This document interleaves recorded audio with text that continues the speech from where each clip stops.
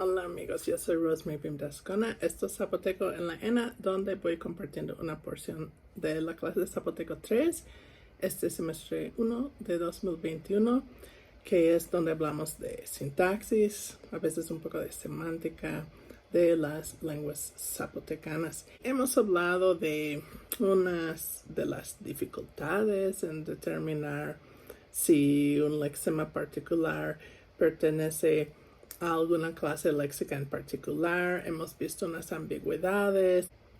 Hasta ahorita les he hablado sobre unas clases de palabras en particular y la dificultad o pues algunas de los desafíos, ¿no? En clasificar estas palabras. Pero hoy quiero hablar en términos más generales, pero voy a estar usando ejemplos del zapoteco, de lenguas zapotecas, y básicamente lo que voy a ir haciendo es explicar los conceptos claves que emergen de este nuevo trabajo de Martin Haspelmath, donde está hablando de la tipología de las clases léxicas. No realmente está hablando mucho sobre todas las clases léxicas que pueden existir, pero está hablando de las tres más que suelen ser las clases más grandes, las principales en muchas lenguas, que son verbos, sustantivos y adjetivos. Y también voy a mencionar algunos conceptos de un trabajo por Bill Croft que está en este libro. Todo este libro es sobre las clases léxicas. Y si alguien quiere escribir una tesis sobre este tema, o si tiene mucho interés en este tema, yo recomiendo que lean todo este volumen, ¿no? Este es el trabajo de Bill Croft. Bueno, yo creo que Croft y Haspelmath dicen muchas de las mismas cosas en estos dos artículos. Yo estaré mencionando algunas ideas de Croft, algunas ideas de Haspelmath y muchas ideas en que coinciden ambos. Una idea que expresa Croft es que las categorías de sustantivos, adjetivos y verbos no realmente son categorías de lenguas particulares, son nociones que los lingüistas tenemos y que quizás queremos usar estos términos en nuestra descripción de alguna lengua, pero lo que cuenta como un sustantivo en una lengua no es necesariamente lo mismísimo que cuenta como un sustantivo en otra lengua. Y algo importante, los criterios morfosintácticos que usamos para determinar si una palabra fuera un sustantivo o no van a depender de la lengua, van a ser particulares de lenguas individuales, ¿sí? En español, todos los sustantivos tienen género, son masculinos o son femeninos. Pero en inglés no. En inglés el género no es un criterio que podría usar para definir cuáles son los sustantivos, ¿sí? En inglés quizás el criterio podría ser que si puedo usar esta palabra con un artículo, que eso podría ser una prueba, ¿no? De que es un sustantivo. Pero en zapoteco no es muy común que hayan artículos, ¿sí? Algunas lenguas tienen quizás un solo artículo derivado del número 1. Otras lenguas creo que ni tienen un artículo, ¿sí? Entonces eso no sería una prueba en zapoteco. En zapoteco, no todos, pero muchos sustantivos tienen un prefijo de animacidad, pero muchas otras lenguas no marcan la animacidad. Entonces, cada lengua particular va a tener sus propios criterios morfosintácticos que podemos usar para definir clases de palabras. Estos criterios no son universales. Más bien, sustantivo es una categoría que tenemos cognitivamente. Los lingüistas tenemos una noción de qué es un sustantivo y podemos comprender cuáles son nuestras nociones de estas tres categorías léxicas, pensando en lo que se llaman prototipos. Este término, prototipo, ¿no? Viene de la lingüística cognitiva y la psicología, pero yo creo que lo voy a ilustrar con el ejemplo prototípico, que en la literatura en inglés siempre dan el ejemplo de bird. En español hay dos categorías, pájaro y ave, que corresponden a bird, pero nosotros los angloparlantes no dividimos en aves y pájaros. Sí, todo es bird para nosotros. Ustedes, los que tienen español como primera lengua, podrían preguntarse cuáles serían los miembros prototípicos para ustedes, pero para los angloparlantes, si alguien te dice, imagina un pájaro, visualiza un pájaro, o dibuja un pájaro, nadie dibuja o nadie visualiza un pingüino o un avestruz, aunque para nosotros, si alguien nos pregunta si un pingüino es un pájaro, un bird, ¿no? Vamos a decir que sí. A penguin is a bird. Ostrich is a bird. Emus son birds, ¿sí? Todos son birds. Pero si alguien me dice bird, no, esas especies no son las primeras que me van a pasar por la mente. Voy a imaginar un gorrión. Aquí en mi vida diaria, todos los días veo tortolitas, ¿no? Yo creo que la tortolita puede ser un pájaro prototípica, ¿sí? Pero un pingüino, no, un avestruz, no. Podemos preguntarnos esto, ¿qué quiere decir, no? Sí, sí voy a decir que un pingüino sí es un bird, pero lo voy a tener que pensar por unos milisegundos extras. Pero si alguien me pregunta si una tortolita es un pájaro, así voy a decir de rápido que sí, ni lo tengo que pensar, ¿sí? Entonces, podemos hablar de que en esta categoría de bird hay muchas especies, ¿sí? Y dentro de la colección de todos los miembros de esta categoría, todas las especies que yo clasificaría en inglés como birds, hay unos que son miembros centrales, que son más prototípicos. Y hay unos que sí son miembros de esta categoría, pero no es lo prototípico. Y quizás podremos observar que hay diferentes rasgos que asociamos con birds. Sí, tienen plumas, vuelan, cantan, por ejemplo, ¿no? Y bueno, pingüinos tienen plumas, ¿no? Avestruces también tienen plumas, pero no vuelan, no vuelan.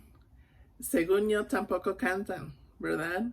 Entonces, quizás los miembros centrales tienen más de los rasgos que asociamos con la categoría, sea pájaro, bird, ave, lo que sea, ¿no? Pero otros miembros quizás no tienen todos esos rasgos, pero sí tienen alguno o algunos de los rasgos que asociamos con la categoría y sí cuentan como miembros de la categoría, pero no son los miembros centrales de la categoría, no son prototípicos. Si aquí en este círculo tenemos los miembros prototípicos de una categoría como gorriones y tortolitas, ¿no? Y quizás aquí afuera tenemos otros miembros, pero no son miembros centrales, como aquí estarían pingüinos y avestruces, emus.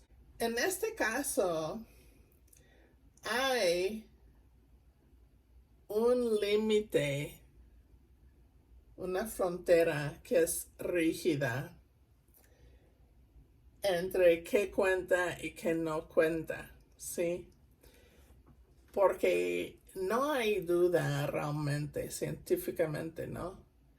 ¿Qué es un bird. Si me dices nombres de diferentes especies, me es claro si es un bird en inglés o no. ¿Sí? Un pescado no es un bird. Loros sí son birds. Guacamayas sí son birds. Un tiburón no es un bird. Hay una que me gusta mucho en Australia que imita los sonidos que escucha que se llama lyrebird. Eso sí es un bird. Un canguro no es un bird. Una mariposa no es un bird, aunque vuela. Una abeja no es un bird, ¿sí? Una gallina sí es un bird. Un guajolote sí es un bird. Un murciélago no es un bird, aunque vuela, ¿sí? Sí hay un límite rígido que define qué entidades quedan adentro o afuera de esta categoría. Pero hay otras categorías que, bueno, en inglés se llaman fuzzy categories, que donde el límite es más como borroso y poroso quizás, donde no es tan claro dónde termina la categoría, ¿sí? En algo que estuve leyendo ahorita de George Lakoff, menciona una propiedad relativa como ser alto, ¿sí? Todos vamos a estar de acuerdo que un rascacielos es un edificio alto. Pero, a ver, un edificio de 6 pisos, ¿eso es un edificio alto? Es relativo, ¿verdad? Les voy a contar algo. Hay una casa que yo conozco en la Sierra Sur, bueno, más bien rumbo a la costa. Y en casa de un amigo, ¿sí? Y está en un rancho. Y la cocina, yo no puedo pararme totalmente en la cocina. Yo mido como 171 centímetros. Y yo no puedo pararme totalmente. Y como cada vez que estuvimos sentados comiendo y que me iba a parar, cada vez pegué mi cabeza en el techo, ¿sí? Y me explicaron que después del huracán Paulina, en que se cayeron muchas casas, cuando reconstruyeron, hicieron las casas más bajas para poder resistir mejor al siguiente huracán. Entonces, a ver, imaginemos, ¿no? Si hay una comunidad en la costa en que todas las casas se cayeron en un huracán y reconstruyeron con casas menos altas, y digamos casi todas las personas en este pueblo construyeron sus casas no muy altas después del huracán, pero una persona construyó su casa con la misma altura que usaron antes, aunque es de un solo piso, sin ninguna escalera ni nada. Quizás esa casa podría ser una casa alta en comparación con las otras que están reconstruidas para resistir a huracanes, ¿no?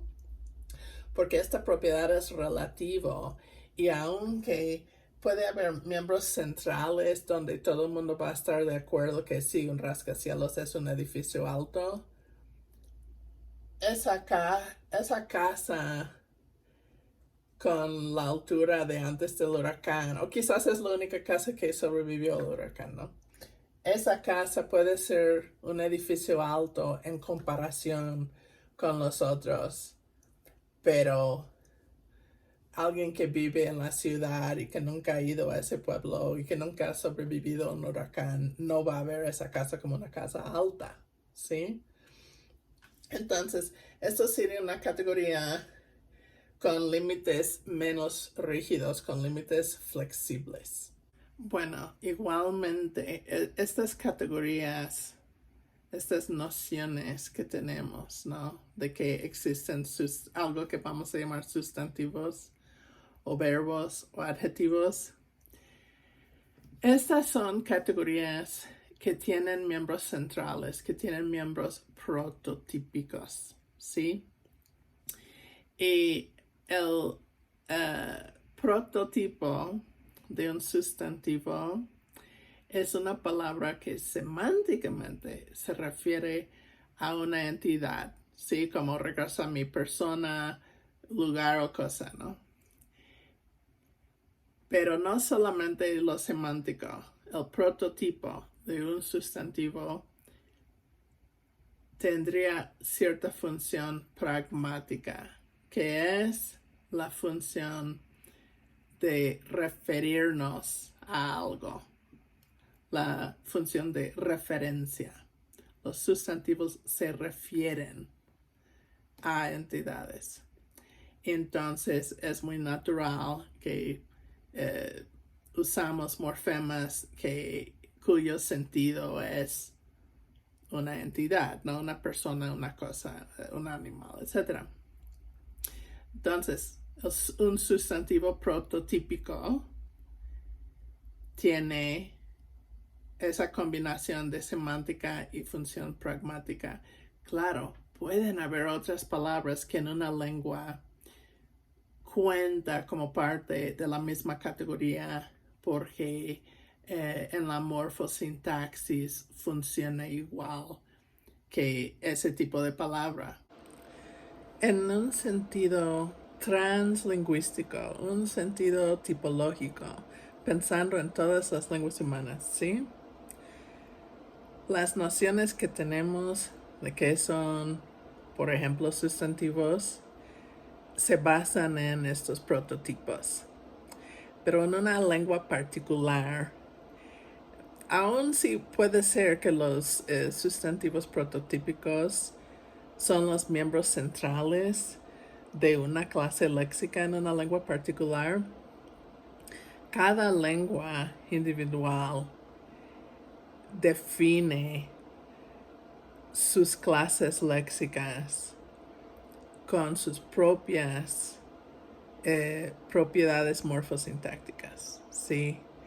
Y quizás podemos acercarnos a una lengua para investigarla con estas nociones comparativas ya en mente, pero estas nociones comparativas solamente son prototipos de sustantivos o verbos o adjetivos. La lengua particular es lo que nos puede definir los casos periféricos, hasta dónde se extiende ese límite, ¿no? ¿Qué rango de comportamientos morfosintácticos cuentan como una clase léxica particular que quizás querríamos llamar sustantivos, ¿sí?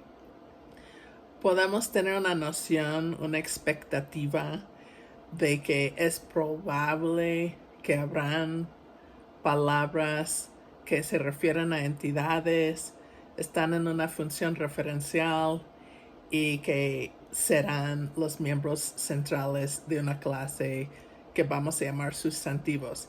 Pero no sabemos, antes de entrar más profundamente en la investigación de la lengua, cuáles van a ser los miembros no centrales de esa misma clase. Eso es algo que tenemos que definir lengua por lengua. No podemos entrar en la investigación de una lengua ya sabiendo cuáles van a ser las clases léxicas, cuáles van a ser sus comportamientos morfosintácticos, cuál va a ser la colección total de palabras que pertenecen a esas clases, ¿sí?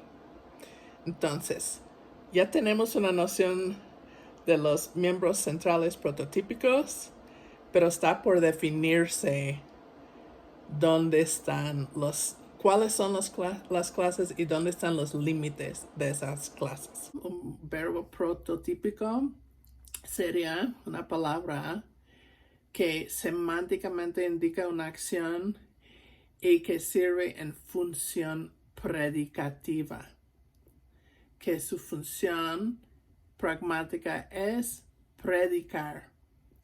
Y un adjetivo prototípico sería una palabra que semánticamente indica una propiedad, una cualidad, ¿sí? Un rasgo. Y que su función pragmática es para modificar o para atribuir, ¿sí? Atribuir una cualidad o propiedad a algún sustantivo. El hecho de que tenemos prototipos para sustantivos, adjetivos y verbos no quiere decir que todo lo que un lingüista va a decidir llamar sustantivo en una lengua o verbo o adjetivo tendrá exactamente ese sentido y esa función pragmática.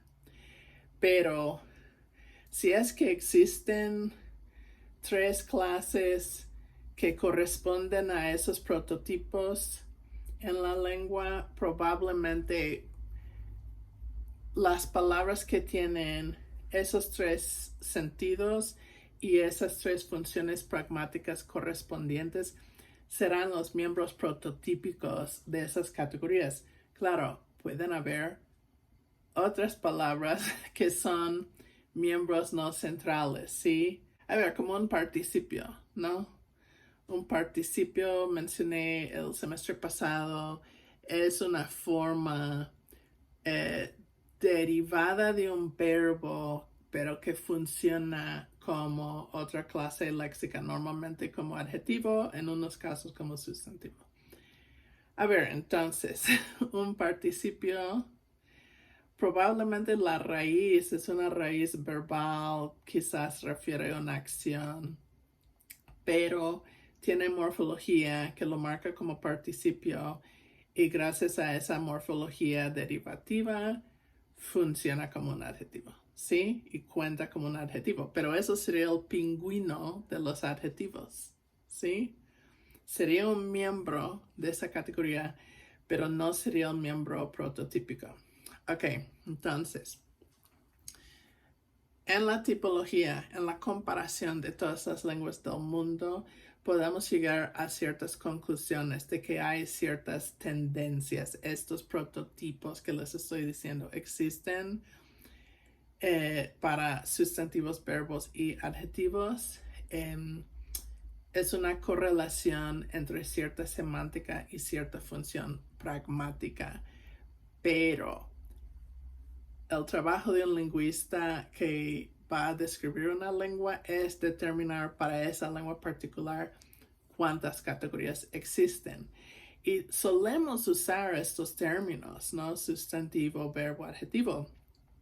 Pero no a fuerzas tendríamos que hacerlo. Podríamos inventar nuevos términos, podríamos usar, pues, otro término que tiene sentido para nosotros, para la lengua que estamos investigando, según las funciones y su comportamiento morfosintáctico. Porque sigo con lo mismo, no es que vamos a determinar qué es un sustantivo o un adjetivo o un verbo por la semántica, ¿sí? Pero si hay tendencias semánticas que podemos reconocer y el perfil semántico de alguna palabra, algún lexema, sí es una parte de la noción prototípica que tenemos de estas 3 clases léxicas muy importantes. Lo que yo estoy llamando como clases léxicas en español es algo que en inglés, si leen la literatura en inglés, tiene diferentes nombres como word classes, lexical categories o parts of speech. Para mí, hasta mis 50 años que apenas cumplí, estos términos en inglés me han sido sinónimos.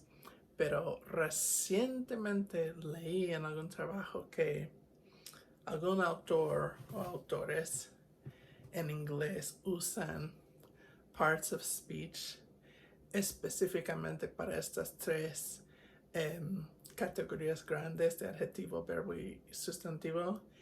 Y para ellos, parts of speech no incluye las clases más pequeñas como determinantes, demostrativos, cuantificadores, etc. Muy recientemente, creo que la semana pasada o antepasada, Martin Haspelmath subió un borrador en su academia.edu sobre las clases léxicas.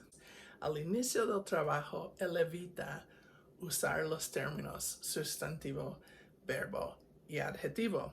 Él habla en otros términos, por lo menos en el principio. Primero, él ni habla de palabras, porque dice que entre los lingüistas ni tenemos una buena definición de qué es una palabra. Pero él prefiere hablar de raíces, ¿sí? En unos casos, raíces pueden estar solos y cuentan como palabras.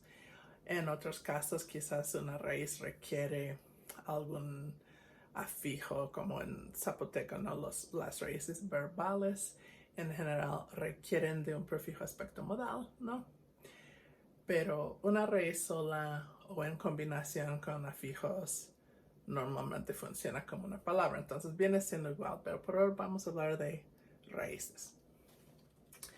Él dice que hay tres grandes clases semánticas de raíces.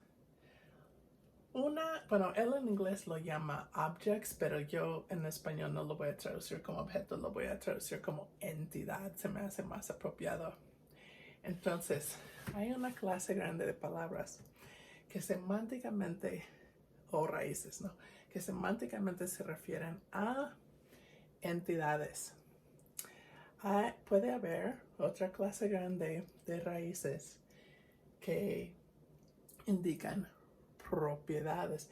Cuando yo dije entidad, o sea, puede ser una persona, un libro, un lugar, o sea, una entidad. Y propiedades son como cualidades que las entidades pueden tener. Alto, rojo, gordo, suave, etc. Y la segunda clase grande, clase semántica, es la de acciones. Sí, bailar, dormir, roncar, escribir, etc. Ok, estas son divisiones semánticas según el sentido de las raíces, que son los elementos básicos de las palabras, ¿no? Fíjense, ahí hay algo paralelo entre la morfología y la sintaxis, ¿no?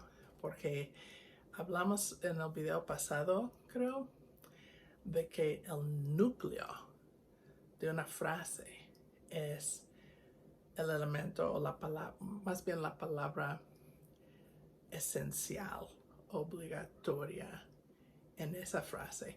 Pueden haber otras palabras también en esa frase, pero no son obligatorias. Hay nada más una palabra que es el núcleo. Igualmente, en palabras, a menos que son compuestos, todas las palabras tienen una sola raíz y no vas a tener una palabra muy sustancial sin una raíz. Puede ser que también tiene afijos o puede ser que no, pero casi siempre vas a tener una raíz, ¿no? Entonces, lo que la raíz es para una palabra, un núcleo es para una frase. Y de hecho creo que fue Gibbon quien dijo que la morfología es la sintaxis de ayer. La morfología de hoy es la sintaxis de ayer, ¿sí? Elementos que empiezan como elementos sintácticos con el tiempo, con la reducción prosódica, fonológica, algo que érase alguna vez una frase se viene reduciendo, gramaticalizando y se puede convertir en una palabra, ¿sí? Las palabras se convierten en morfemas ligados, etc. Hay tres grandes clases semánticas de raíces y son la clase de entidades, propiedades y acciones. Una cosa es la semántica de las raíces. Otra cosa es su función en un contexto sintáctico. Una función es la referencia, ¿sí? Por ejemplo, para referirnos a una entidad en el mundo real, ¿sí? Nos podemos referir a una persona, a una cosa, un lugar. Otra función es la modificación, donde vamos a describir otra palabra, ¿no? Vamos a atribuirle algo a otra palabra. Una palabra puede indicar un atributo, ¿sí? ¿Qué otra palabra tiene? Y tercero es la función de la predicación.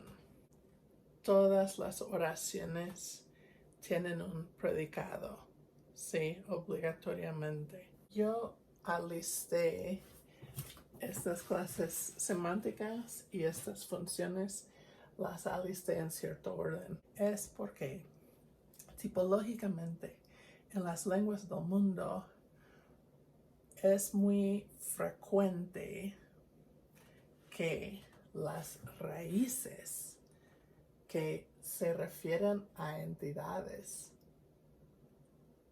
se usan para hacer referencia. La palabra maestra refiere a una entidad, ¿sí? La palabra libro se refiere a una entidad. Esto es una entidad, ¿no?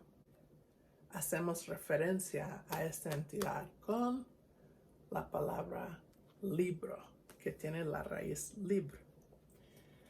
Entonces, suele ser el caso, no siempre es el caso, pero suele ser el caso. Lo más frecuente es que raíces que indican entidades, esas raíces, las palabras con esas raíces se usan para hacer referencia a una entidad.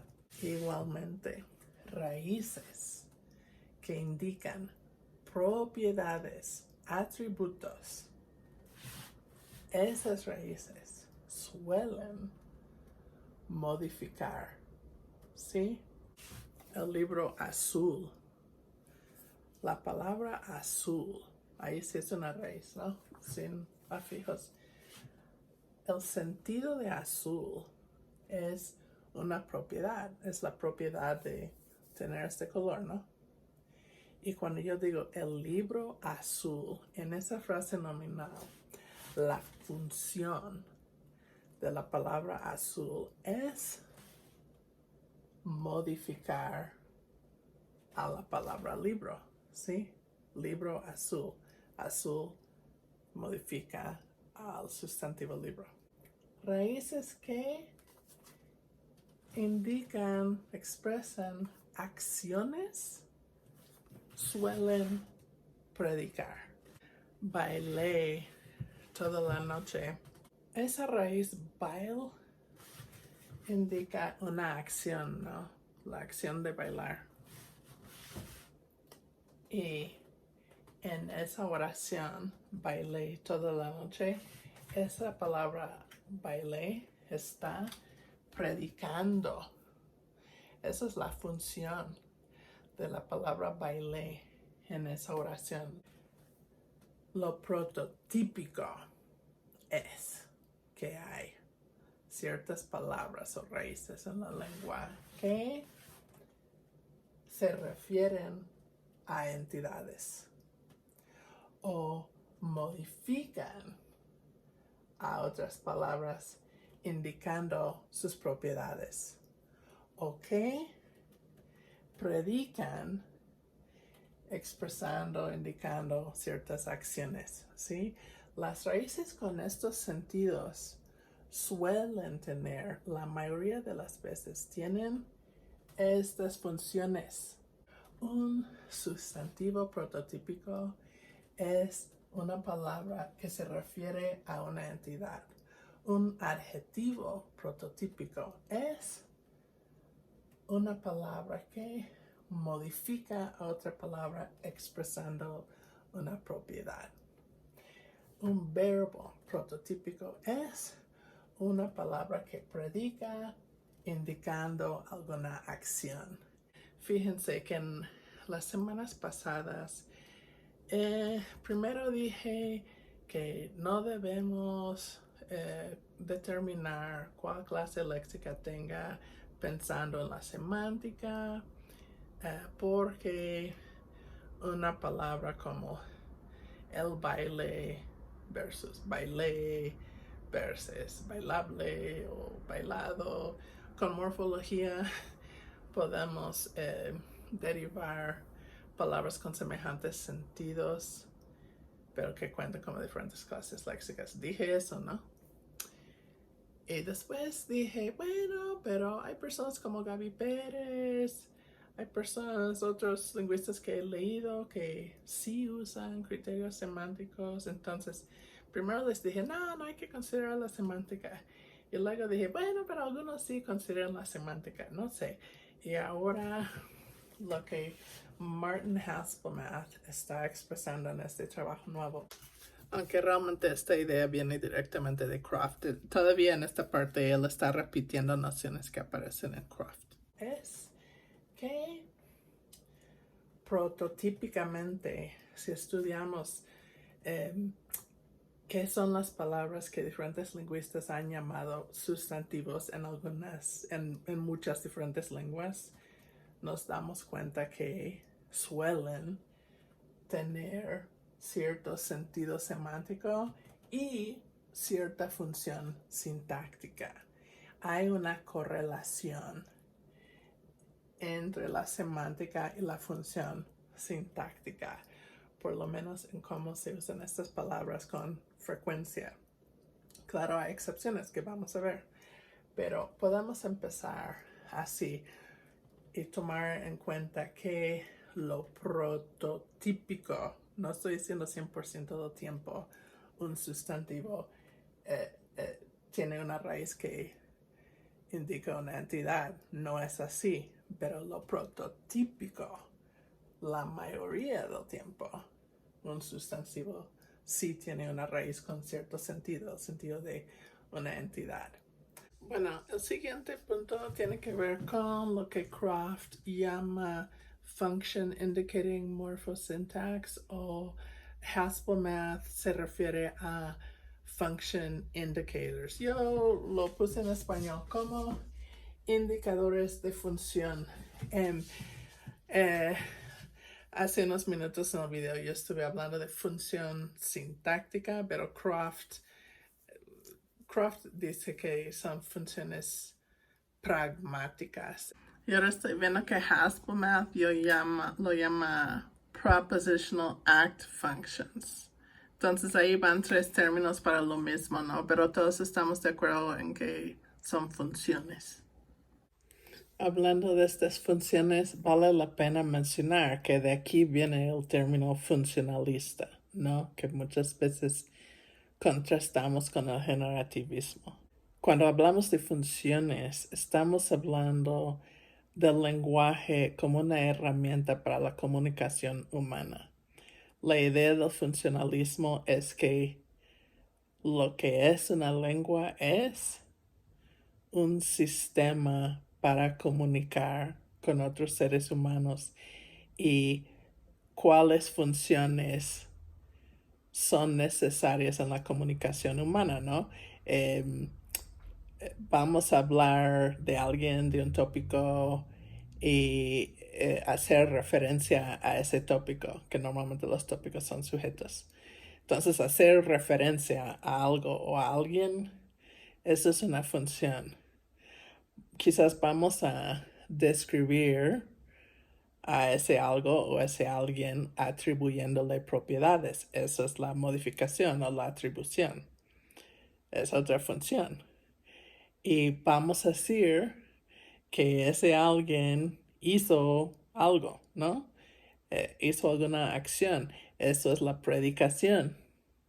Eso es otra función, relatar eventos, hechos. Entonces el funcionalismo se enfoca mucho en estas funciones de la comunicación humana. Fíjense que está más enfocado en un contexto social entre personas, mientras que el generativismo se enfoca en la idea de que el lenguaje está en el cerebro, pensamos en términos lingüísticos, tenemos unidades lingüísticas en la cabeza, tenemos reglas que se aplican a una forma subyacente para generar una forma superficial y pasan todos esos procesos en el cerebro.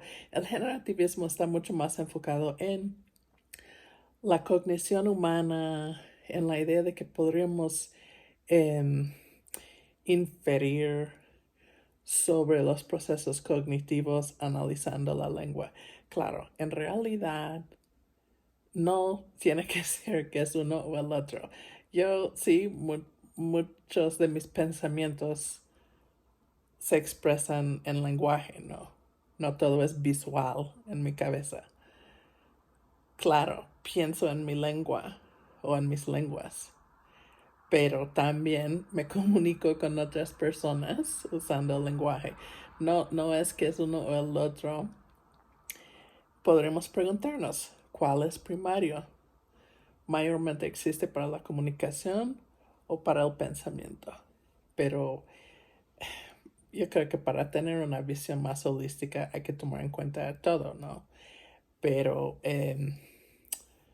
probablemente si tuviera a fuerzas que escoger uno, yo creo que ambas perspectivas contribuyen algo. Pero si tuviera que escoger uno, probablemente sí voy más al lado de que existen las lenguas debido a la necesidad de comunicarnos con otros seres humanos. Sí, si fuéramos seres más solitarios, yo no sé cómo serían nuestros pensamientos.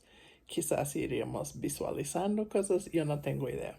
¿Y por qué no tengo idea? No tengo idea porque sí soy un ser humano. Los seres humanos somos sociales y yo creo que la razón que pensamos en lenguaje es porque hemos adquirido la lengua de la sociedad. Y ya que es una herramienta tan útil para expresarnos a otras personas, empezamos a expresarnos a nosotros mismos usando el lenguaje. Si realmente fuera algo innato, ¿por qué los bebés no están pensando lingüísticamente? Bueno, yo creo que es algo que adquirimos en un contexto social. Y para mí el hecho de que hay cognición lingüística quizás es secundario, pero los generativistas dirían que es primario, que la razón que la lengua en una sociedad es de cierta forma es debido a la supuesta gramática universal, que es debido a estructuras innatas psicológicas cognitivas. Como última idea para reflexionar, el generativismo en el siglo XX más que nada está asociado con Noam Chomsky. Igual que su servidora, Noam Chomsky es estadounidense. La cultura dominante de Estados Unidos se reconoce a nivel mundial por su individualismo, que para nosotros, como no es parte de nuestro carácter nacional como estadounidenses, priorizamos el individuo versus el grupo, como la sociedad, la familia, etc. No somos colectivistas, somos individualistas. La comunicación con otras personas es parte del colectivismo. La cognición es parte del individualismo.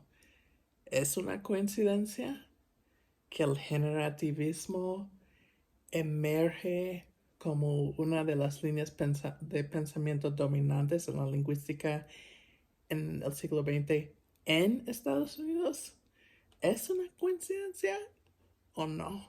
Ok, ¿qué son estos indicadores de función? Son morfemas que en alguna lengua pueden indicar qué función pragmática tiene alguna palabra. Acuérdense que habíamos dicho antes que estamos pensando en tres tipos de raíces o palabras en términos semánticos, entidades, propiedades y acciones.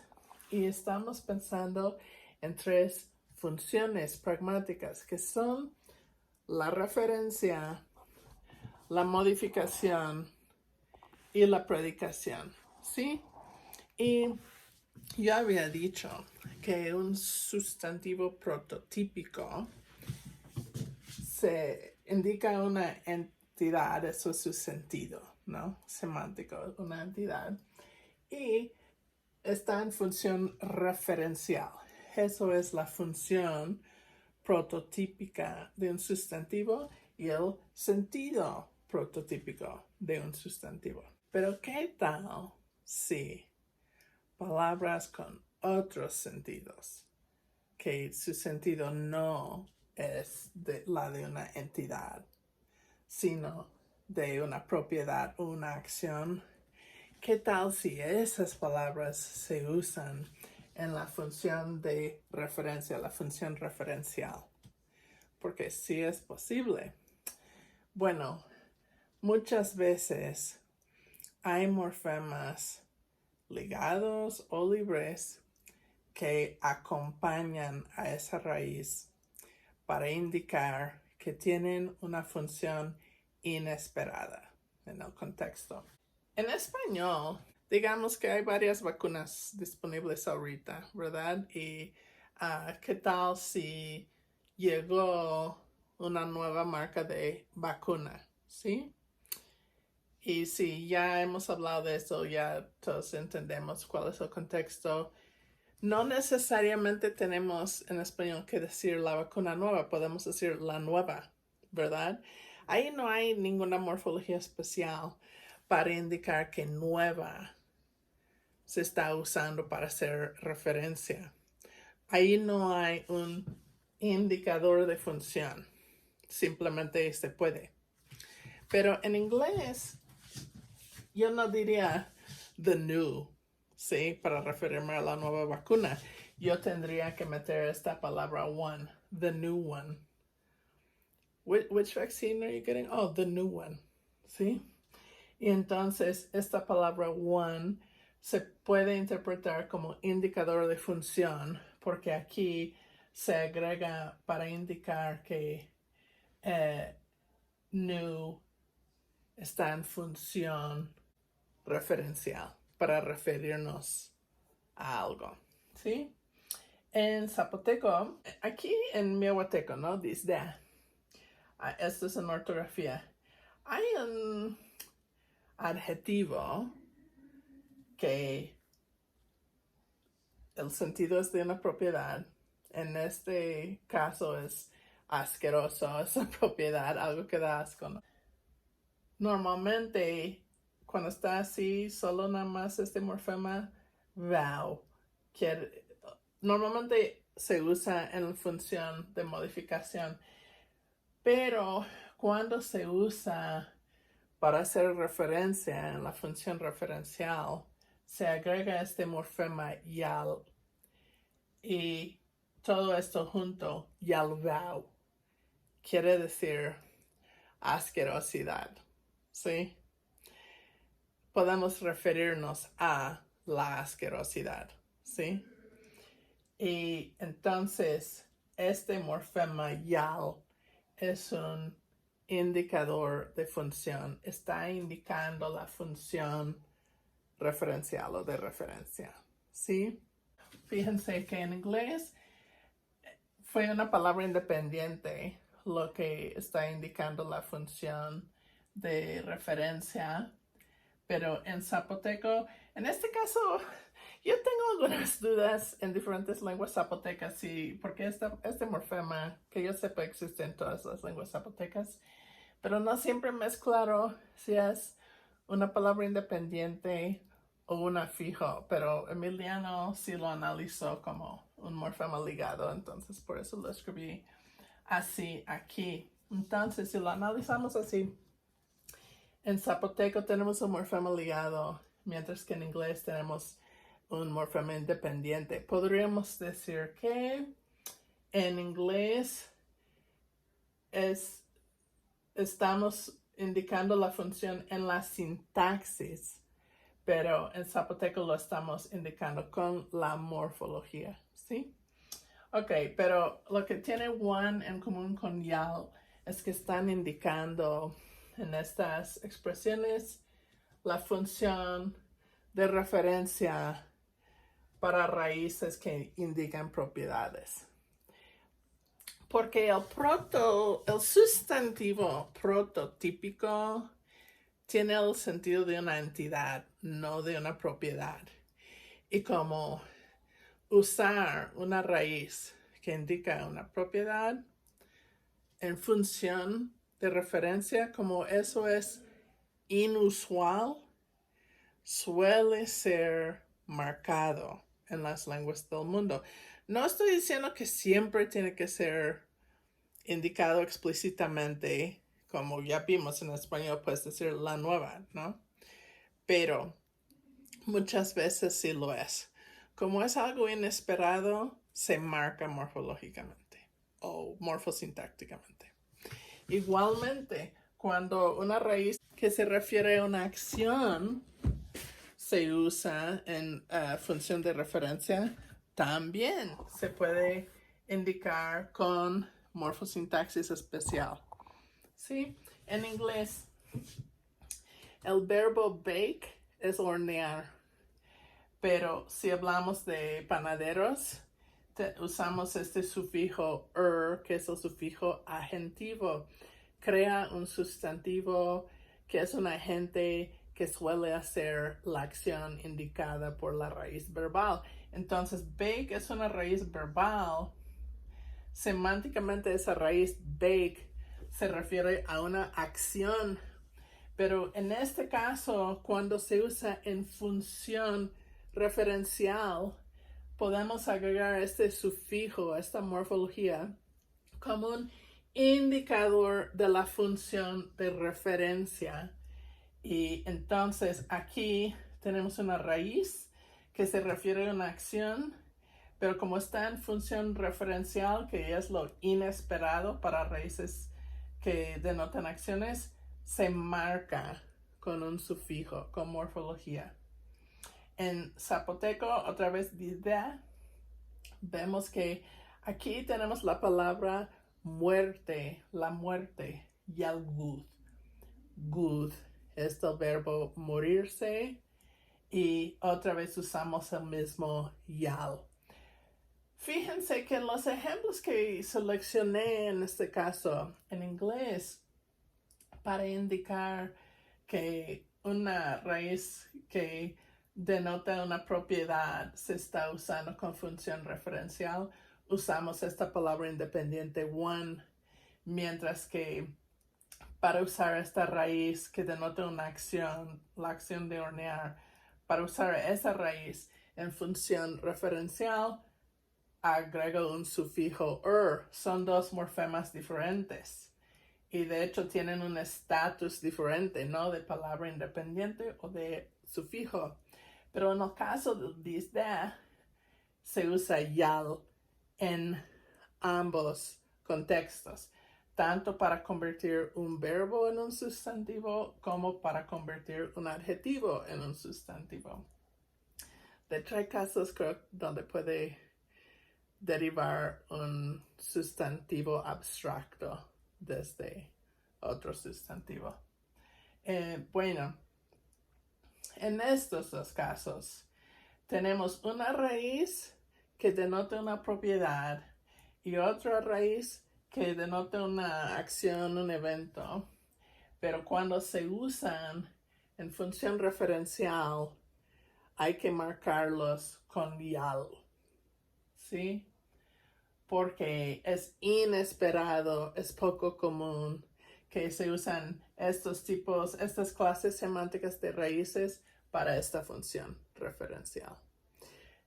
Sí mencioné que hay unos sustantivos abstractos que tienen este morfema YAL, pero la mayoría de los sustantivos no irían marcadas con YAL. Entonces ven que cuando tenemos un sustantivo prototípico, una raíz que se refiere a una entidad y que tiene función de referencia, puede ir sin marcación morfosintáctica, porque ya sabemos que es un sustantivo. Pero cuando es una raíz que denota propiedad o acción, entonces sí va marcada con YAL, que es un indicador de función. En este caso, la función de referencia. Haskell Math usa el término nominalizador cuando convertimos una raíz que denota una acción cuando marcamos la función de referencia, y él usa otro término como substantivizer, que creo que sería como sustantivizador en español, cuando marcamos una raíz que denota una propiedad cuando estamos marcando que está en función referencial. También uso otro término algo raro que es termifier, o yo creo que sería como termificante o terminificante o algo así, como una categoría que cubre tanto a sustantivizadores como a nominalizadores, pero para nuestros fines no creo que lo necesitamos. Ese güey está un poco obsesionado con crear nueva terminología, pero si no es necesario, ¿para qué? Quizás para él sí es necesario, para nosotros aquí no. Él está escribiendo sobre la comparación tipológica de todas las lenguas del mundo. Yo nada más escribo sobre el zapoteco, entonces yo puedo buscar términos adecuados para el zapoteco. Y en este caso, YAL ocurre en estos dos casos, no necesitamos dos términos diferentes, ¿sí? Yo creo que lo convencional es llamarlo nominalizador a este morfema que es cognada con Gela en Gelagetza, ¿sí? Esa Gela es el nominalizador del zapoteco.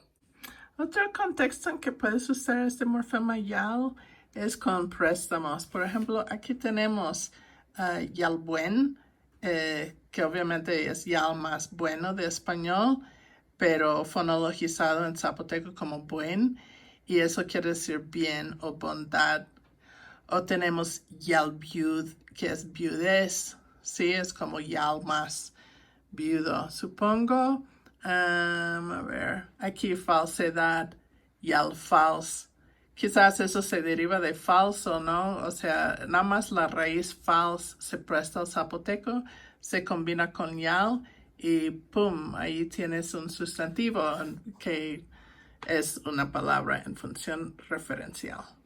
Entonces, fíjense, esa gala puede ser o sus cognados en diferentes lenguas, puede ser muy productivo si queremos prestar sustantivos o alguna otra clase de palabras de otras lenguas al zapoteco. Claro, tú puedes crear un neologismo dentro del zapoteco usando metáforas propias de la lengua, pero eso requiere más creatividad y esfuerzo a veces, y por eso muchas veces los humanos prestamos palabras de otras lenguas. A ver, ¿qué podremos prestar, no? Gela mansplaining, gela generativismo, gela funcionalismo, gela feminismo. La siguiente función es la modificación. Los adjetivos prototípicos tienen raíces que denotan propiedades, cualidades y sirven en función de modificadores, ¿sí? funcionan para modificar, para atribuir cualidades o propiedades a entidades, que son los sustantivos prototípicos. Por eso lo tengo vacío aquí en esta fila que corresponde a las propiedades, que suele ser que cuando tenemos la situación prototípica no tenemos marcación. Pero cuando tenemos la situación menos usual, suele haber marcación morfosintáctica. Fíjense que estoy diciendo suele y, o sea, estos no son absolutos. No es que las propiedades nunca tienen morfosintaxis para indicar que están en modificación. Y no quiere decir que las raíces que se refieren a entidades o a acciones siempre tienen morfosintaxis para indicar que están modificando. Eso no es el caso. Ahorita estoy hablando de tendencias. Cuando tenemos una raíz que su semántica indica una entidad, pero está en función de, la función es modificar, entonces puede haber lo que Haspelmath llama marcas de genitivo. Genitivo es el caso que en latín, por ejemplo, se usa para los poseedores, pero también otros contextos. En latín, si tú marcas un sustantivo con un sufijo genitivo, ese sustantivo genitivo va a modificar a otro sustantivo. Por ejemplo, aquí, bueno, en español usamos una preposición. Creo que también les dije en otro video que en español se usan mucho las preposiciones para indicar cosas que en latín se indicaron con caso morfológico. Y esto es un ejemplo. En latín, carrus Mariae. Ai es el sufijo genitivo para femenino singular. ¿Sí? Entonces este sufijo ai quiere decir de María, carro de María. Y en español usamos de. Y esta preposición está indicando que María, que es una palabra que se refiere a una entidad, aquí está modificando a carro. ¿Sí? En este caso también igual, carro de María. Aquí es dishke, zapoteco, coateco. Gib quiere decir fierro, pero también puede querer decir carro, porque los carros están hechos de fierro. Te, que hay esa ambigüedad de que si es una preposición o si es un sustantivo relacional. Dije que ya me estaban convenciendo los proposicionistas, ¿verdad? Pero ya encontré más datos y ya volví al equipo sustantivo. Entonces, por hoy voy a decir que es un sustantivo relacional, pero no es cualquier sustantivo, es un sustantivo relacional. Es un morfema gramatical y en este caso es un marcador, un indicador de función, ¿sí? Entonces, tenemos T antes de María, que quiere decir María. Igual a que tenemos D en español. Este T está indicando que este sustantivo María está modificando a Gib. Es el fierro de María, es el carro de María. Bueno, ¿y qué tal cuando las raíces que denotan acciones también pueden modificar? Eso es lo que tenemos cuando tenemos oraciones relativas, que vamos a ver en más detalle más adelante este semestre. Pero las oraciones relativas tienen muchas cualidades y a veces pueden ir marcadas con morfemas particulares que llamamos relativizadores, entre otros términos. Aquí doy dos ejemplos, uno en español, otro en dishke. Ok, la maestra que da zapoteco 3, que soy yo, ¿no? Ok, maestra se refiere a una entidad y aquí está refiriendo a esa entidad, ¿no? O sea, es un sustantivo prototípico, ¿correcto? Sí. Pero aquí, esta frase verbal da Zapoteco 3, la clase de Zapoteco 3, ¿no? Da Zapoteco 3 es una frase verbal cuyo núcleo es da, del verbo dar. Y ese da es una raíz que se refiere a una acción, ¿no? Pero aquí, esta frase que tiene da como núcleo está modificando a maestra, está expresando, atribuyéndome, porque yo soy la maestra, está modificando la maestra, indicando un atributo mío, algo mío, que es que doy Zapoteco 3. Y entonces, ¿qué hace esta palabra que llamamos complementante? Ese que, aquí en esta oración, está marcando esta oración da Zapoteco 3 como una oración relativa. ¿Y qué es una oración relativa? Es una oración que modifica a una frase nominal. Ok, entonces aquí necesitamos ese que porque da no simplemente está predicando como normalmente haría, sino aquí está en función de modificar y por eso necesitamos un indicador de función porque es el caso menos común, ¿sí? Lo que tenemos aquí no es un adjetivo prototípico, es una raíz verbal que en este caso es parte de la modificación de la frase nominal la maestra. Por eso necesitamos este que para marcar, para indicar esa función inesperada. A ver, posiblemente confundí a alguien porque hablando de ese ejemplo en español, la maestra que da Zapoteco 3, quizás confundí a alguien porque empecé a mencionar varias veces que da Zapoteco 3 fue una frase verbal y después dije que era una oración relativa y quizás alguien se está preguntando ¿qué es? ¿Es una frase verbal? ¿Es una oración? ¿Qué es la diferencia? Miren, sin profundizar mucho, ese ejemplo particular del español es una frase verbal y también es una oración. En ese caso, la oración es igual a la frase verbal. No siempre es así, a veces sí lo es en español.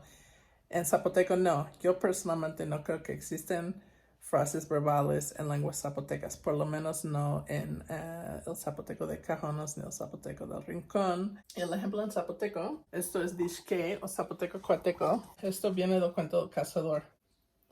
Nanak na menanzabel.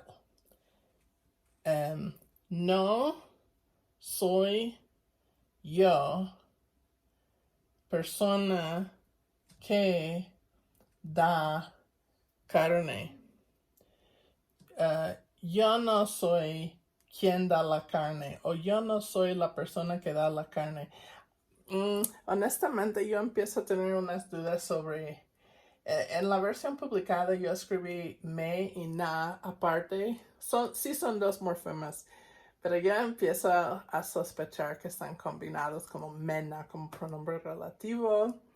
Pero podemos ver eso más adelante. El chiste es que aquí, igual que en el ejemplo que vimos en español, tenemos una oración relativa. Da carne, ¿sí?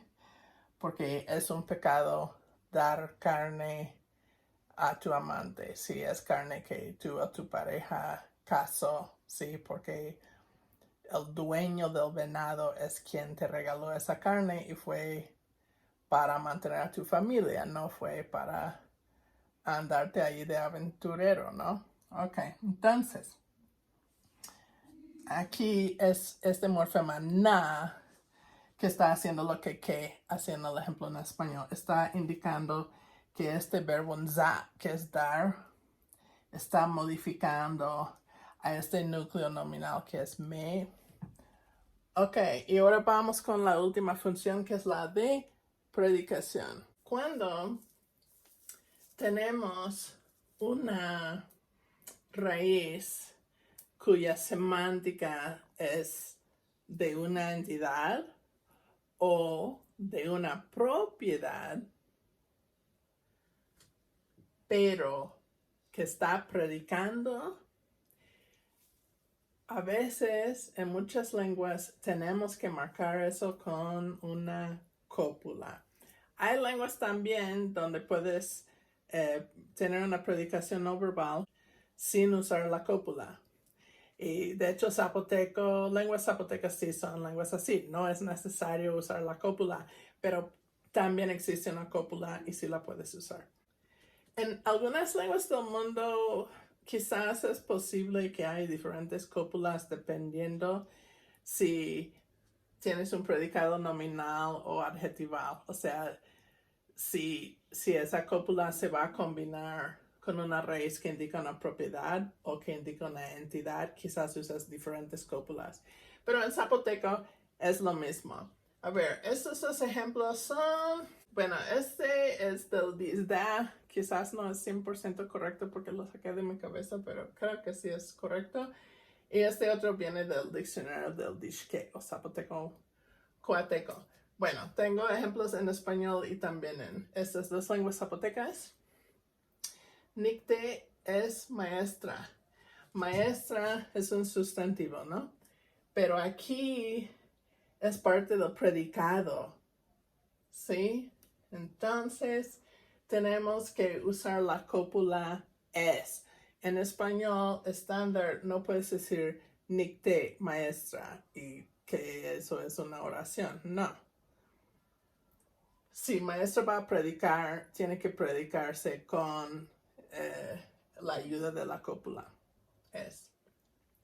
Yuvan, eso lo puse como nombre de alguien, pero quiere decir tierra viva. Si están buscando un nombre no estereotípico como Nayeli, que todo el mundo se llama Nayeli, busquen algo más original. Yuvan, eso es muy bonito. Bueno, Yuvan Nakmuest. Yuvan es maestro o maestro. De hecho, yo creo que esto podría ser para hombres o mujeres los dos. Muest, maestro, ¿no? Es casi la misma oración. Y aquí tenemos que usar nak, que es la forma estativa de la cópula. ¿Y qué tal si lo usamos con un adjetivo, con una raíz que indica una propiedad, ¿no? Como alta en español. Yo soy alta. Aquí lo tuve que indicar con la cópula ser, conjugado como soy. Y aquí en Dishke, me begin da machnak. Este hombre es malo o feo o algo así. No lo inventé yo, lo saqué de un ejemplo que alguien más me dio. Ok, para que no me tachen de sexista. Aquí tenemos un adjetivo, una raíz que indica una propiedad, ¿sí? Pero como está predicando, tiene que predicar, bueno, no tiene, pero en este caso sí, predica con el apoyo de la cópula, nak, que es cognada de nak, de la otra lengua vecina. Ok, en este caso vemos que se usa la misma cópula en zapoteco. No importa si se va a combinar con un sustantivo o con un adjetivo, pero como ambos, sustantivos y adjetivos, raíces que indican entidades o propiedades, no son verbos prototípicos, ¿sí? No son los predicadores prototípicos cuando sí sirven en función predicativa. Suele ser el caso en muchas lenguas que se marcan en la morfosintaxis con algún morfema que llamamos indicador de función, que en este caso es la cópula. Una cópula es una palabra que indica que un elemento no prototípico está predicando. una palabra que es semánticamente no prototípico porque no se refiere a una acción, está predicando. Algo que mencionan Croft y también Haspelmath es que es los indicadores de función que acabamos de ver, ¿no? Es común que se encuentran en los casos no prototípicos, cuando la clase semántica de la raíz no es la prototípica que encontramos en palabras con esta función, ¿sí? Pero no siempre es obligatorio que usas uno de estos indicadores. Depende de la lengua, depende de qué tipo de raíz y en qué función, ¿no? En alguna lengua, por ejemplo, en zapoteco, tú puedes predicar yuxtaponiendo dos frases nominales. No necesitas la cópula, pero la cópula sí existe y sí la puedes usar.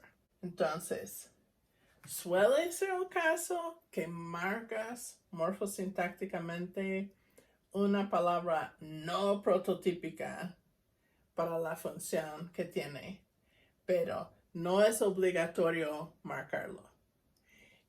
Depende, puede ser obligatorio o puede ser no. A nivel tipológico no es obligatorio. En una lengua particular, en un caso particular, podría ser que sí es obligatorio, ¿sí? Pero eso es algo que tú tienes que determinar como lingüista que está describiendo una lengua.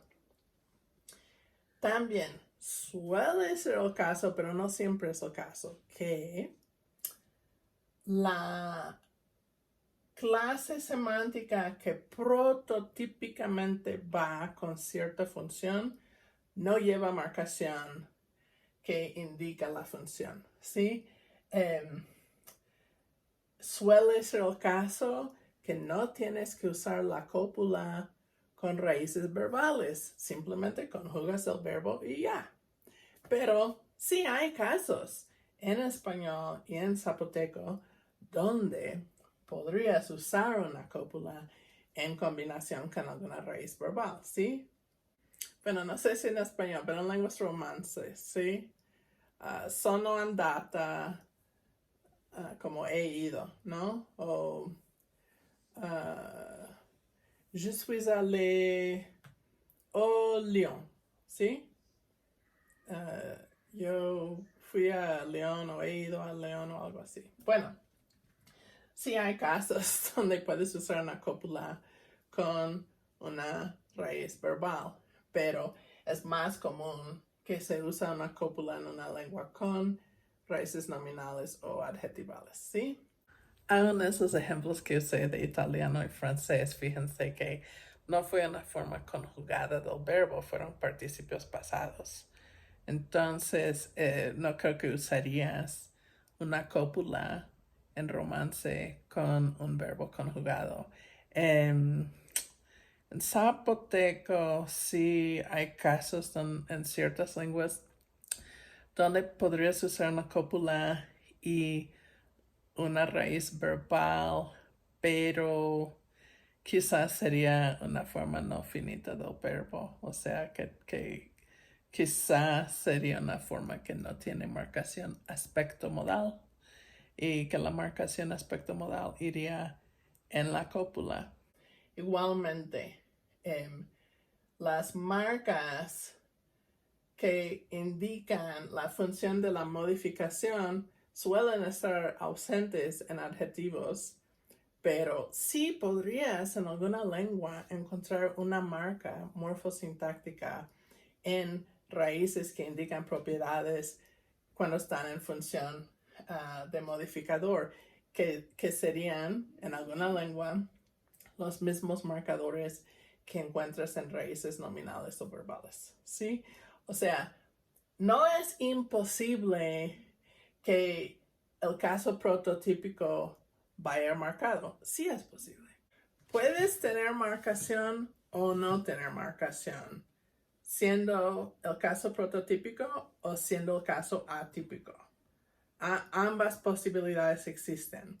Nada más es una tendencia que solemos marcar los casos atípicos y solemos no marcar los casos prototípicos, ¿sí? Pero lo que sí es universal, si me acuerdo bien de lo que dicen estos dos autores, lo que sí es universal es que ninguna lengua va a marcar con un indicador de función únicamente los casos prototípicos. Si los casos prototípicos tienen la marca, los casos atípicos también van a tener la marca. No vas a encontrar una lengua en que hay menos marcación en los casos atípicos y más marcación en los casos prototípicos. Eso no va a pasar. Puedes encontrar que todos son marcados, puedes encontrar que todos no se marcan, puedes encontrar que los casos atípicos se marcan y los casos prototípicos no, como lo que mostré aquí en esta tabla, pero no puedes encontrar una lengua que únicamente marca los casos prototípicos y no marca los casos atípicos, ¿sí?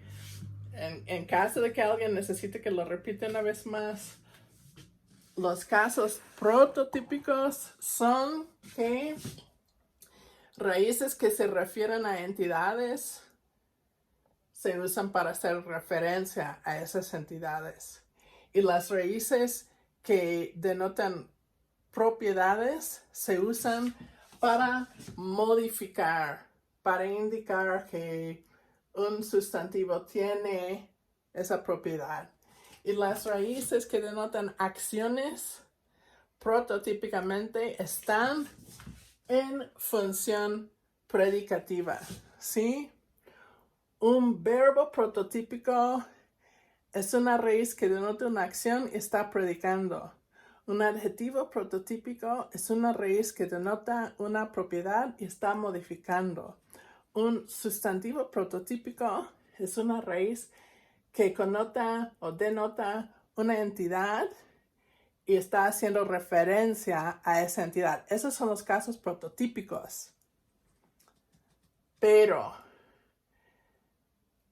las tres clases semánticas de raíces, entidades, propiedades y acciones, las tres en las lenguas del mundo, pueden estar en cualquier de estas tres funciones de referencia, modificación o predicación.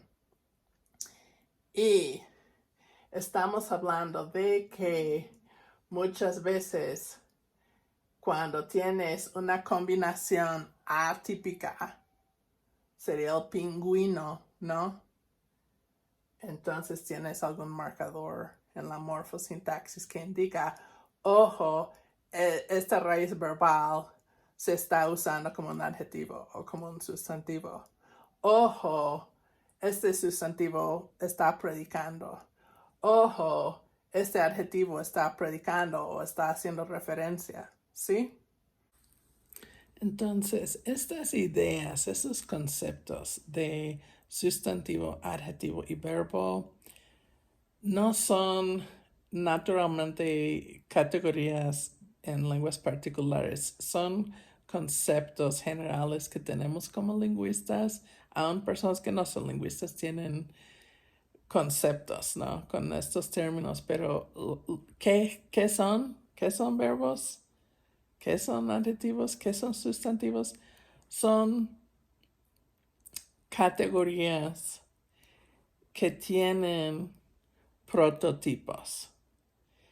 Y el prototipo de cada de esas tres categorías, el prototipo es cierta clase semántica en cierta función pragmática. Es esa combinación. Claro, en alguna lengua tú puedes encontrar muchas clases léxicas, pero tú eres quien tienes que, como lingüista, identificar, definir esas clases léxicas. Tú tienes que decidir qué etiqueta usar con las clases léxicas. Tienes que decidir cómo dividir las clases léxicas. Tienes que decidir en la lengua particular que estás trabajando cuáles son los criterios morfosintácticos que definen cada de las clases léxicas. Puedes definir que unas tienen subclases, etc. Habíamos hablado la vez pasada, ¿no? De los numerales y si son verbos o no. Pues esas raíces, ¿verdad? Que no denotan acciones, no. Entonces no serían verbos prototípicos, pero podría ser tipo pingüino, ¿no? Entonces, podrías decir que hay una clase de palabras en lenguas zapotecas, o mejor, una lengua zapoteca en particular, que te interesa a ti. En una lengua zapoteca particular, quizás hay una clase léxica que marca categorías de aspecto y modo con prefijos. Sí, los prefijos que vimos el semestre pasado. Y si tú quieres llamar a esa clase léxica verbos, ándale, llámala verbos. O si tú quieres llamar a esa clase léxica predicadores, lo puedes hacer. O si tú lo quieres llamar como anfitriones de aspecto y modo, o sea, lo que tú quieras, puedes llamarlo así. Y esa clase de palabras puede tener subclases, ¿no? Quizás los numerales son una subclase particular porque su paradigma es defectuoso.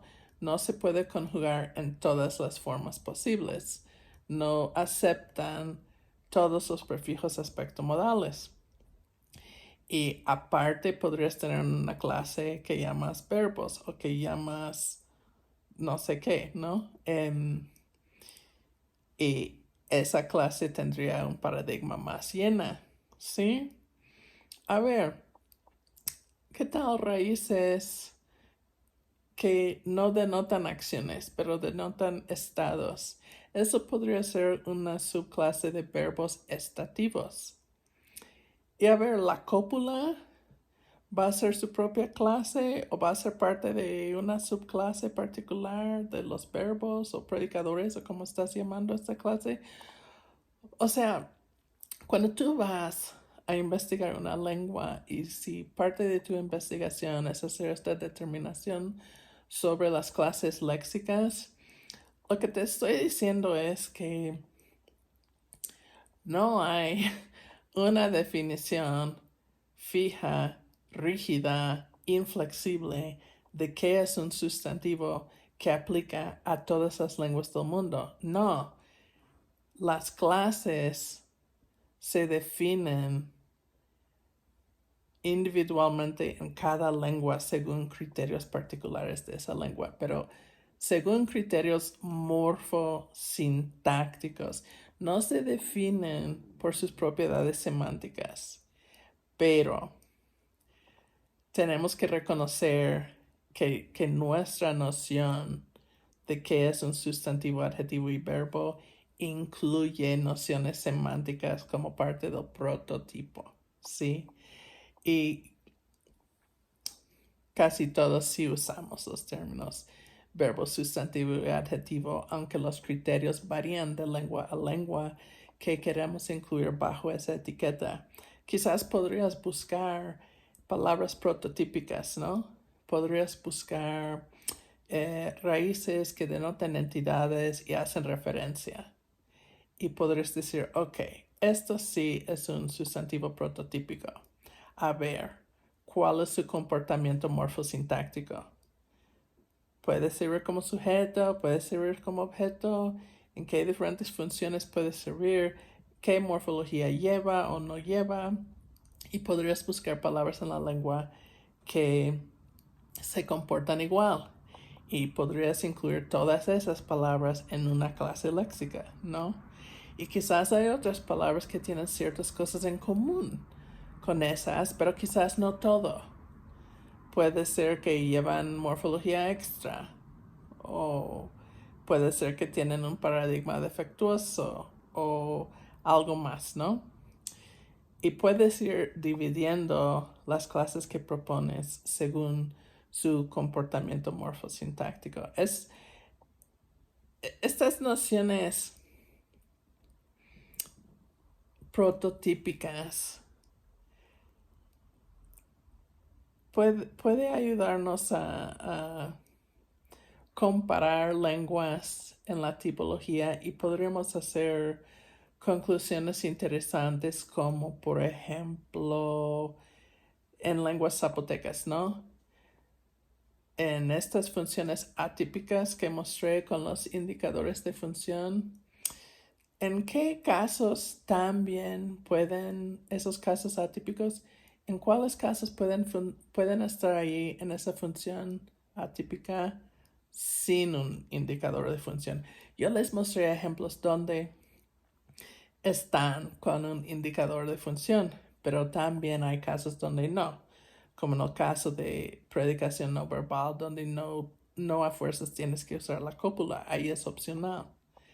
Y también podremos ver en cuáles casos ese indicador de función, por ejemplo, YAL, ¿no?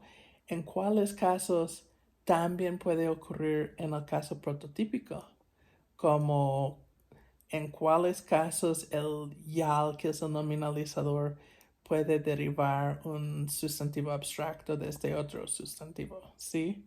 El hecho de que deriva sustantivos abstractos, ahí también podría ser una indicación de algo atípico, porque aunque se deriva de un nominal, a lo mejor el nominal original que no va marcado con YAL denota una cosa, ¿sí? O una persona, pero el nominal con YAL es más abstracto, entonces sigue siendo una entidad o simplemente es una palabra que hace referencia, pero no tiene, semánticamente no es igual a un sustantivo que se refiere a una cosa en el mundo real, ¿sí?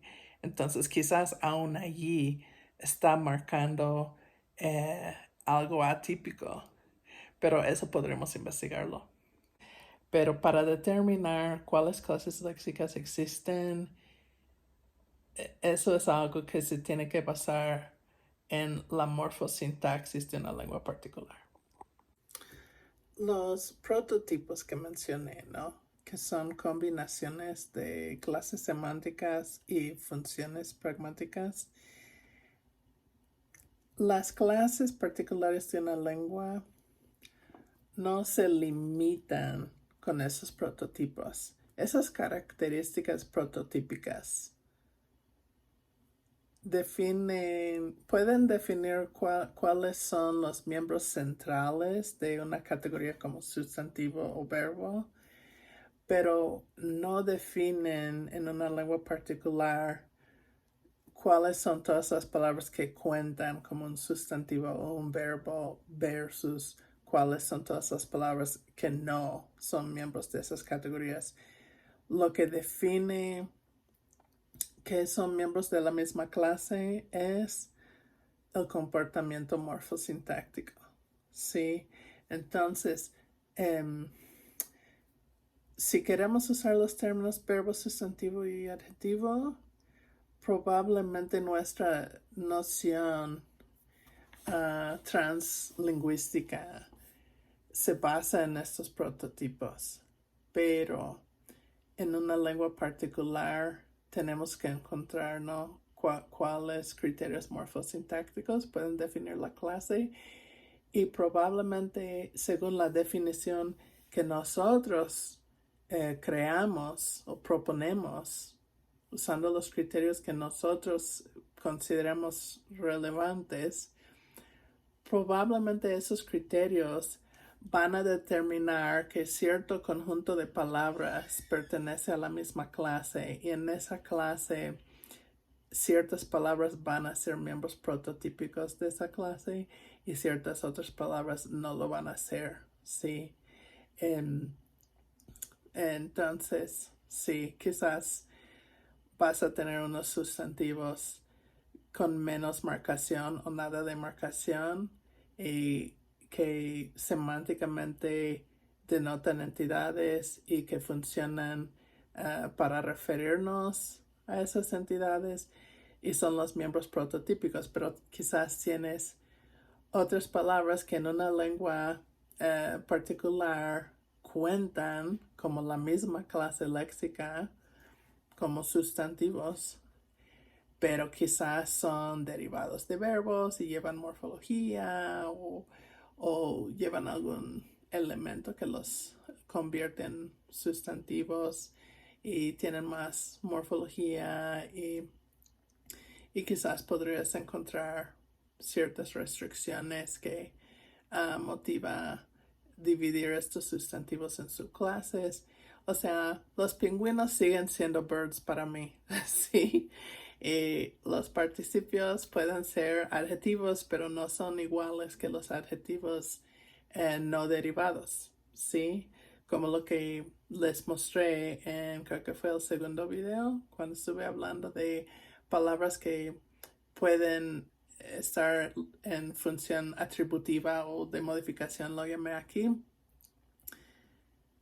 Pues hay palabras como tuj que no parecen tener nada de morfología y semánticamente indican una propiedad, en ese caso es chiquito, ¿no?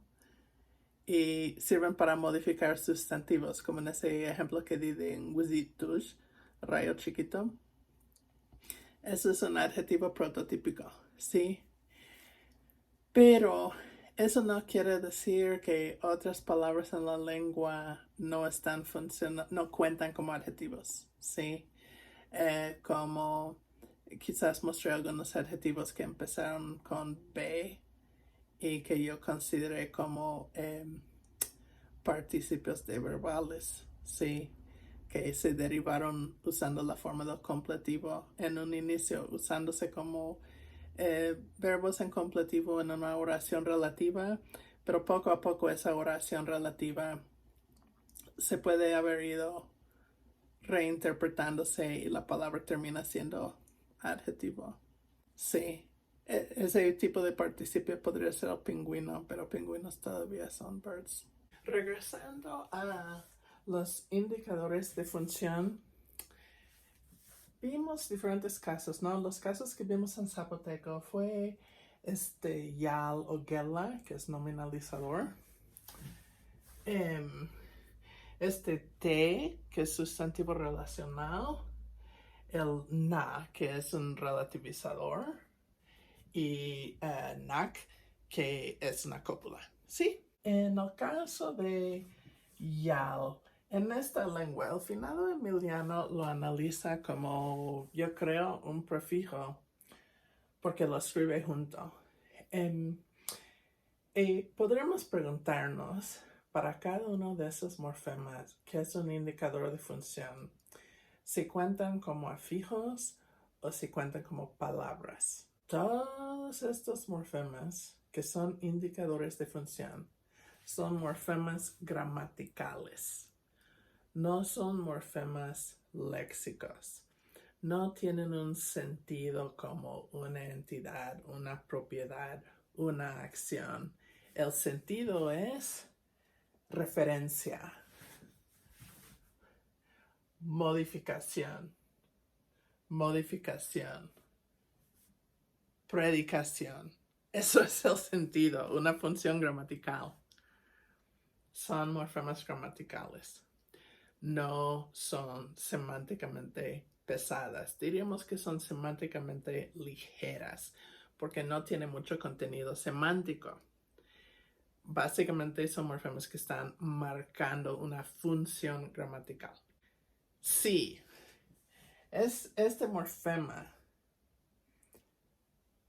es un afijo y se agrega a una raíz que en este caso indica una propiedad o una acción y marca la función de referencia, pero aquí se agrega a una raíz que indica una propiedad y forma una palabra que funciona para hacer referencia, ¿no? Y aquí, no sé si lo ven, pero Yalgud. Se agrega una raíz que denota una acción, pero la palabra derivada con los dos morfemas hace referencia. ¿Qué tipo de palabra hace referencia? Pues sustantivos, ¿no? Podemos decir que esta palabra es un sustantivo porque hace referencia. Y Yalgud, igual, podemos decir que es un sustantivo porque hace referencia. Podemos deducir que Yal es un morfema derivacional o derivativo, como quieran llamarlo, que deriva sustantivos y que cualquier palabra que lleva Yal va a ser un sustantivo. En la clase de sustantivos podrías dividirla en subclases como sustantivos derivados y sustantivos no derivados, por ejemplo. Pero ¿qué tal en este caso donde tenemos la cópula NAC? En este caso, bueno, hay lenguas donde NAC se reduce y se reduce a un prefijo na. De hecho, tengo un trabajo que terminé en febrero sobre esto, pero ahorita no estamos hablando de esto, estamos hablando de estas dos lenguas donde NAC o NAC es una palabra independiente, que es la cópula. NAC muesht, eso no es una palabra, es dos palabras, NAC y muesht. Match, NAC, eso también es dos palabras, match y NAC, dos palabras, ¿sí? Entonces aquí la cópula es una palabra independiente. El indicador de función no es una fijo, es una palabra independiente en la sintaxis. Entonces, ¿qué diríamos aquí?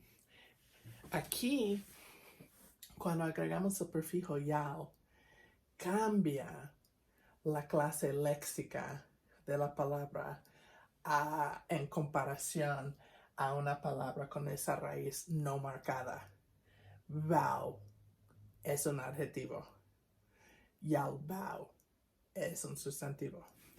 Pero aquí, si es que match es un adjetivo, sigue siendo un adjetivo cuando ocurre con la cópula. La cópula quizás podremos incluir en una clase grande que vamos a llamar verbos o predicadores o algo así. Igual aquí, muest. Si NAC fuera un prefijo, quizás NAC muest sería un verbo, pero no es el caso. NAC es una palabra, muest es otra palabra. Muest sigue siendo un sustantivo y NAC es la palabra que predican. Pero en realidad forman una frase juntos y toda esa frase es el predicado. Aquí este sustantivo muest y aquí este adjetivo match sí son parte del predicado. Pero en estos dos casos no están solos, ocurren con la cópula. En otros casos sí podrían ocurrir solos, como el predicado en casos de predicación no verbal. Quizás veremos más de eso este semestre, no sé. Pero el chiste es que si el indicador de función es un afijo, la palabra que se crea con ese afijo va a ser la palabra prototípica de esa función que está marcando. Yal marca la función de la referencia, crea sustantivos, ¿sí? Pero si el indicador de función es una palabra independiente, no cambia la clase léxica de esa otra palabra con la cual se está ocurriendo para marcar esa función, ¿sí?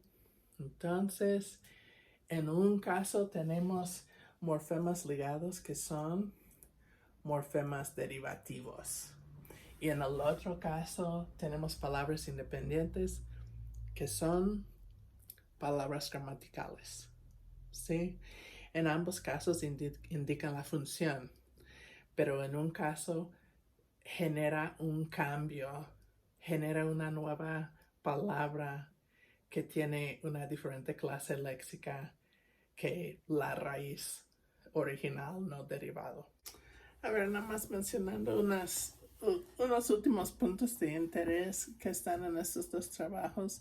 En el trabajo de Croft, habla de una direccionalidad diacrónica, de que estos indicadores de función, dije, ¿no?, que hay la tendencia en usarlas para marcar los casos atípicos y son menos comunes, pero pueden existir también en los casos prototípicos.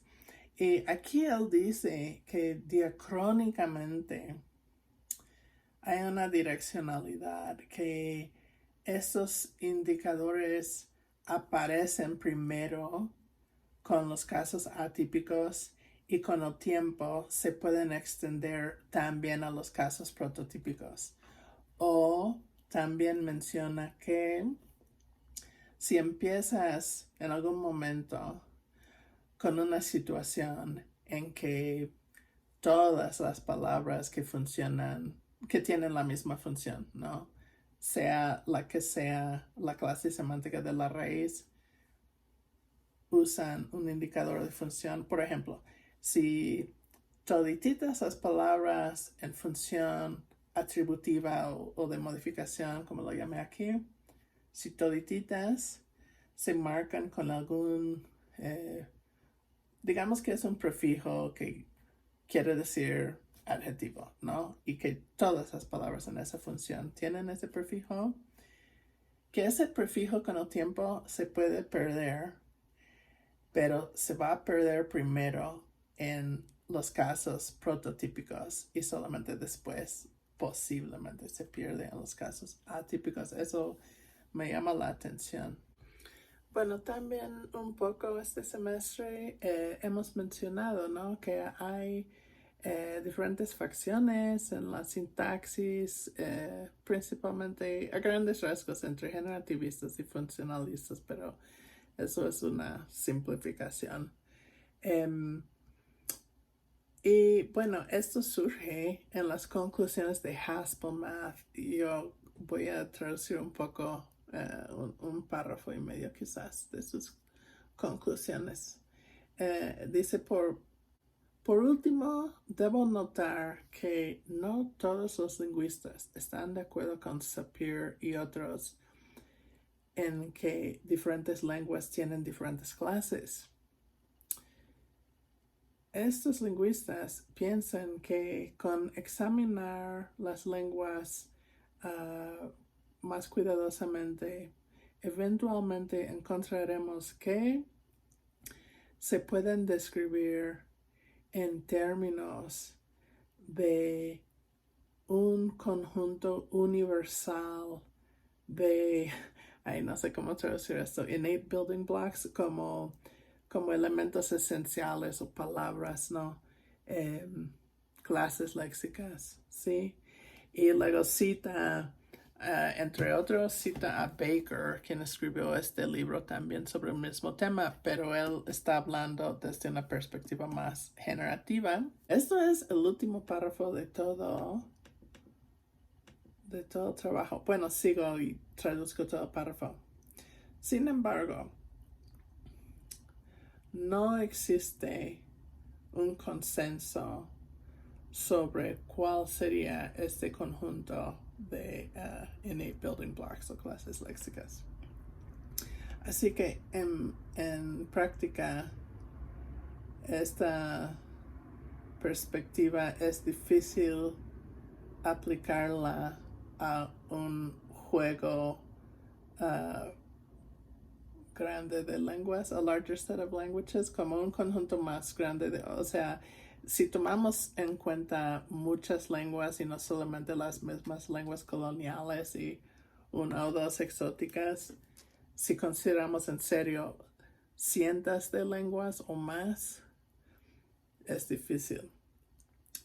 Dice, simplemente hipotetizar que todas las lenguas tienen las categorías sustantivo, verbo y adjetivo porque son parte del sistema gramatical innato, gramática universal, como lo hace Chang y otros, como me imagino que se refiere a Baker y otros. No dará los resultados confiables mientras no sabemos mucho sobre qué es innato. Y esta estrategia suele rendir resultados que son influidos por las expectativas basadas en lenguas europeas. ¿Sí? Entonces, para que vean, yo no soy la única que habla así. Yo creo que por eso me gustó este trabajo, porque es de una perspectiva tipológica. Sí, yo creo que una crítica del generativismo es que, bueno, es la impresión que uno tiene, ¿no? O sea, personas que lo practican pueden decir de cosas más recientes que han cambiado, pero la impresión que yo tengo, ¿no? Es que todo empieza con Noam Chomsky en un sillón pensando, yo podría decir esto en inglés, sí o no, esto me suena gramatical, sí o no, y de ahí, pum, vamos a proyectar nuestras expectativas desde el inglés a todas las lenguas del mundo. Pero la tipología es comparar todas las lenguas o muchas lenguas, describirlas en sus propios términos, ¿sí? Determinar en cada lengua cuántas clases léxicas existen y cómo se caracterizan en esa lengua. Y entonces comparar estas descripciones para ver si hay generalizaciones que podemos hacer translingüísticamente, ¿sí? Y estos dos autores, Haspelmath y Croft, concluyen que no, que sustantivo es simplemente un prototipo que tenemos, es parte de como unas nociones preconcebidas que tenemos, pero lo que realmente tenemos que hacer es definir lengua por lengua cuáles son las clases léxicas. Y las generalizaciones que ellos hacen como implicaciones universales son muy cuidadosos en eso, ¿no? O sea, identificamos esas tendencias, identificamos que los casos más atípicos suelen ser más marcadas como los casos prototípicos, pero que esos casos también se pueden marcar y lo único que es universal es que si el prototipo va marcada, los casos atípicos también van a ir marcadas. Sí, eso es lo único. Mientras que el generativismo, como dice Haspelmath, hablando de Baker y Chang, está diciendo que los que empiezan con premisas generativistas suponen que en el cerebro humano nacemos ya con ciertas categorías innatas, ¿sí? ¿Y cuáles son esas categorías? Pues, a ver, no, pero se supone que existen. Y que, por ejemplo, puede ser sustantivos, adjetivos, verbos, etcétera, ¿no? Y entonces, como ya está empezando con un prejuicio que todas las lenguas están jugando con la misma baraja, ¿sí? Entonces eso es ir a cada lengua a investigarla ya con la noción en mente de que, ok, están jugando con la misma baraja que todas las otras lenguas. A ver, aquí cómo organizan estas cartas, ¿sí? Pero la perspectiva tipológica no está tratando de decir que todas las lenguas son iguales al fondo. Está está empezando con la premisa de que tienen ciertas cosas en común, tienen ciertas diferencias. Vamos a ver cómo es en esta lengua y siempre la posibilidad de aprender algo nuevo, observar algo que no se ha observado en otra lengua, y eso nos va a ayudar a tener descripciones de un conjunto más completo de las lenguas del mundo, ¿no? Hablamos de metodologías bottom-up y top-down, ¿no? Y los que describimos las lenguas solemos ser con una estrategia bottom-up. Empezamos con la lengua, empezamos con los datos, y a partir de lo que podemos documentar y observar, de ahí va a salir nuestra descripción. Mientras que el generativismo, diferentes modelos generativos, tienen buenas ideas, o sea, sí salen buenas ideas de muchos diferentes modelos, pero una crítica que yo y muchos tenemos en contra es que suelen empezar ya con cierta expectativa y están imponiendo esa expectativa en el análisis que hacen de lenguas particulares. Nuestra discusión en el primer video sobre las metodologías para trabajar sintaxis también tocó ese punto, ¿no? Cuando hablamos de la elicitación versus el análisis del habla espontánea, ¿sí? Porque cuando elicitas, estás elicitando para probar una hipótesis que ya tienes. Estás suponiendo que existen cierto tipo de frase, ciertas clases léxicas, y estás probando eso, ¿sí? Como que ya estás esperando algo y lo vas buscando, estás pescando cuando haces la elicitación.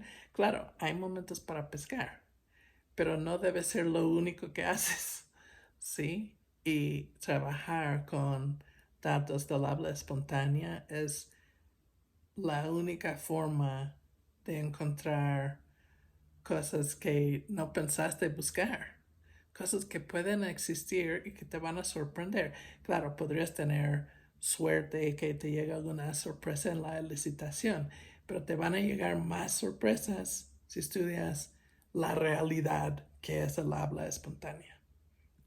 Por eso digo que la descripción es bottom-up, mientras que ciertos modelos como generativos son más como top-down.